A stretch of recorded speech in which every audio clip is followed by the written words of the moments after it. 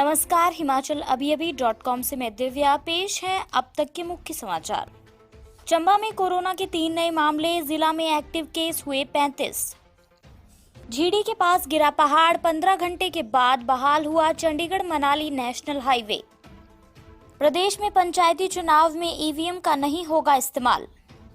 अटल tunnel के सहारे 24 घंटे जगमगाएगा लाहौल, बिछाई जाएगी 33 केवी की लाइन। पीपीई किट पहनकर अधीनस्थ संबद्ध सेवा की परीक्षा में ड्यूटी देंगे परीक्षक। यूपी की कैबिनेट मंत्री कमला वरुण की कोरोना से मौत, लखनऊ पीजीआई में चल रहा था इलाज।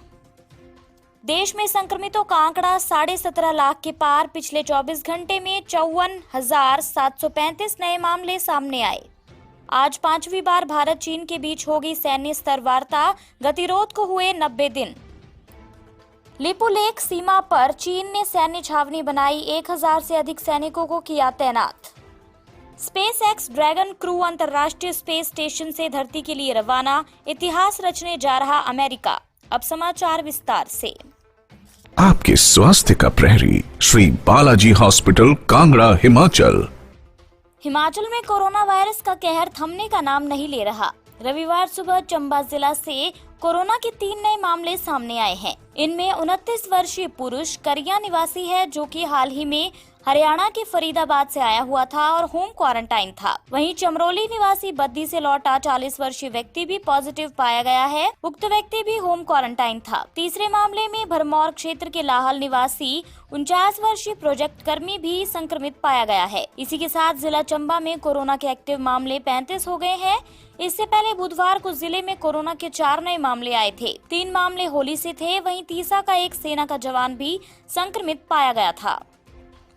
चंडीगढ़ मनाली NH 15 घंटों के बाद यातायात के लिए बहाल किया जा सका। मंडी जिला में जीडी गांव के पास पहाड़ी से भारी मात्रा में मलबा आने के कारण ये हाईवे यातायात के लिए पूरी तरह से बंद हो गया था। मंडी से कुल्लू वाया बजौरा सड़क पर सारा ट्रैफिक डाइवर्ट किया गया था। यहाँ पर 4 लेन निर्माण के लिए रोड कटिंग का कार्य चला हुआ है और उसी के कारण भारी मलबा हाईवे पर आ गया था। करीब शाम 6 बजे ये भूस्खलन हुआ था, जिसके बाद मलबा हटाने का कार्य तो शुरू किया गया, लेकिन अधिक मलबा होने और अंधेरा हो जाने के कारण इसे हटाया नहीं जा सका। आज सुबह दोबारा से मलबा हटाने का कार्य शुरू किया गया और सुबह 9 बजे मलबा हटाकर मार्ग को यातायात के लिए बहाल कर दिया गया। हिमाचल चुनाव आयोग पंचायतों के आगामी चुनाव में इलेक्ट्रॉनिक वोटिंग मशीन यानी ईवीएम का इस्तेमाल नहीं करेगा। पूर्व की भांति चुनाव में मतपत्रों का ही इस्तेमाल किया जाएगा। दिसंबर और जनवरी मध्य में पंचायतों के चुनाव कराने प्रस्तावित हैं। हालांकि अभी ये तय नहीं हुआ है कि ये चुनाव कब होंगे। प्रदेश भर में पंचायतों के चुनाव में 20,350 वार्ड पंचों का चुनाव होना है। 3,226 पंचायत प्रधान और इतने ही उप प्रधानों को भी चुना जाना है। 1,676 पंचायत समिति सदस्यों और 251 जिला परिषद सदस्यों का भी चुनाव होना है। पंचायतों के चुनाव में प्रत्याशियों की संख्या ज्यादा रहती है। ईवीएम में ज्यादा संख्या में प्रत्याशियों के नाम फीड करने की व्यवस्था नहीं रहती। इस कारण से चुनाव आयोग ईवीएम से पंचायत चुनाव नहीं करा पाएगा। हिमाचल चुनाव आयोग के अधिकारी संजीव महाजन कहते हैं कि पंचायती राज संस्थाओं के आगामी चुनाव में आयोग ईवीएम के माध्यम से चुनाव नहीं कराएगा।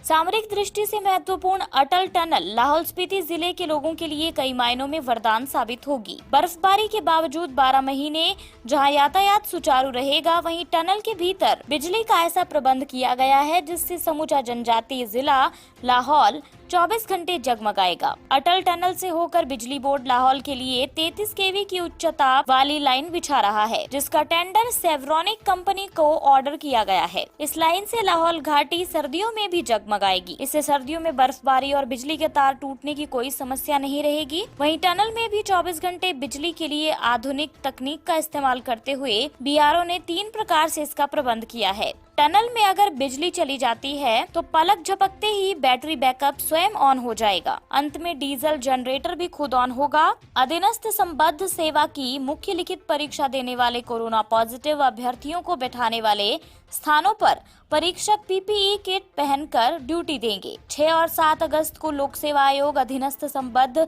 सेवा की लिखित परीक्षा मंडी, शिमला और धर्मशाला में लेगा। कोरोना संक्रमित अभ्यर्थियों को परीक्षा करवाने का बंदोबस्त जिला प्रशासन के साथ मिलकर किया जाएगा। आयोग के सचिव आशुतोष गर्ग ने बताया कि कोविड केयर सेंटरों में अगर परीक्षा ली जाती है तो वहां पहले से ड्यूटी दे रहे डॉक्टर, नर्स या फार्मासिस्ट से ही परीक्षक का काम लिया जा सकता है। संस्थागत क्वारंटाइन केंद्रों या अन्य स्थानों पर पॉजिटिव अभ्यर्थी की परीक्षा लेने के लिए पुख्ता इंतजाम किए जाएंगे। उन्हें पीपीई किट में ही भेजा जाएगा। सामान्य परीक्षा केंद्रों में ड्यूटी देने वाले स्टाफ को मास्क के लिए ग्लव्स भी पहनने होंगे। परीक्षा केंद्र में सैनिटाइजर के साथ साबुन की भी व्यवस्था होगी। अन्य समाचार ब्रेक के बाद। Shri Balaji multi speciality hospital Kangra, जहां आपको एक ही छत के नीचे मिले बेहतरीन चिकित्सा सुविधाएं, cardiology, laparoscopic, general surgery, neuro surgery, orthopaedics, paediatric, radio diagnosis, urology, gastroenterology, ophthalmology, pathology, medicine, anaesthesia और डेंटल जैसी अत्याधुनिक और बेहतरीन चिकित्सा सुविधाएं, 24 घंटे इमरजेंसी सुविधा, 9 बेड के साथ critical care unit, cardiac monitor और डिफिब्रिलेटर्स, सेंट्रल ऑक्सीजन लाइन और वेंटिलेटर सुविधा। हिमाचल प्रदेश के सबसे बड़े निजी स्वास्थ्य सेवा प्रदाताओं में से एक Shri Balaji multi speciality hospital Kangra राष्ट्रीय स्वास्थ्य बीमा योजना के साथ सूचीबद्ध Shri Balaji multi speciality hospital Kangra BPL परिवारों के लिए अस्पताल में कैशलेस भर्ती होने के साथ ही ईसीएच की भी सुविधा। हमारा पता Shri Balaji multi speciality hospital, Balaji Vihar, Ujjain, Kangra. संपर्क करें 9218411108 पर। Shri Balaji multi speciality hospital Kangra.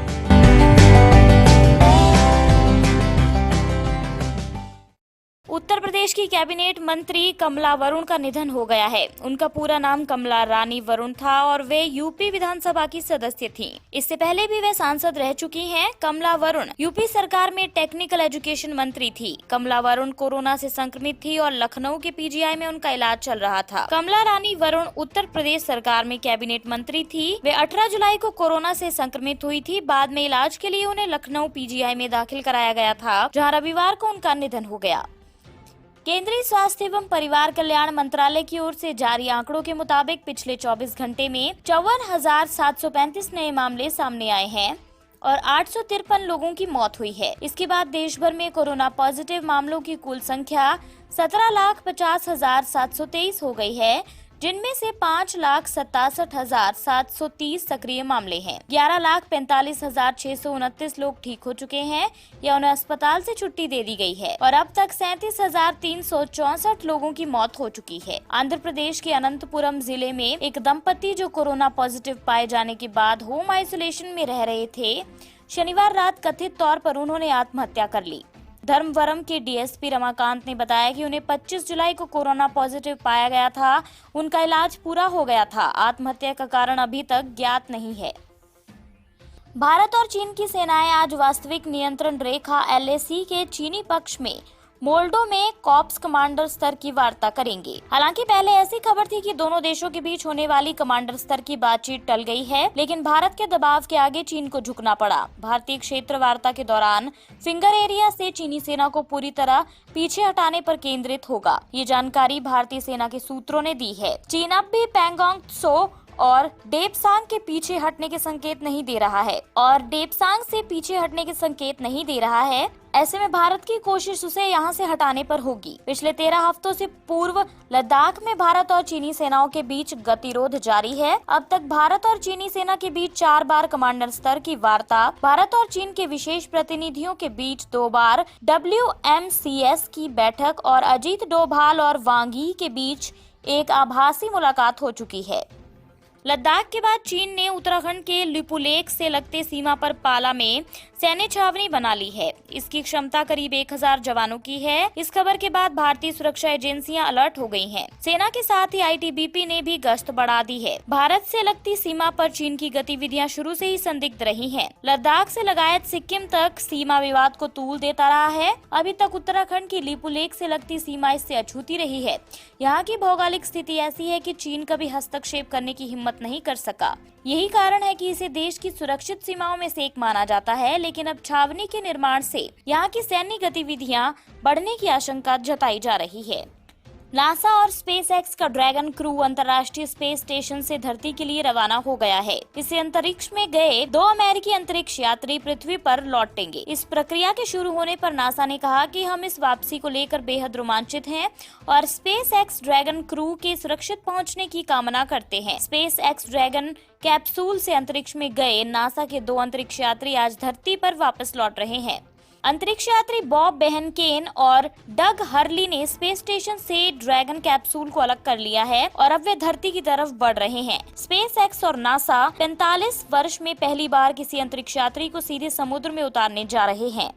इसी के साथ ये बुलेटिन यहीं समाप्त होता है। अगला रेडियो बुलेटिन सुनिए शाम 7:30 बजे। तब तक के लिए नमस्कार। आपके स्वास्थ्य का प्रहरी श्री बालाजी हॉस्पिटल, कांगड़ा, हिमाचल।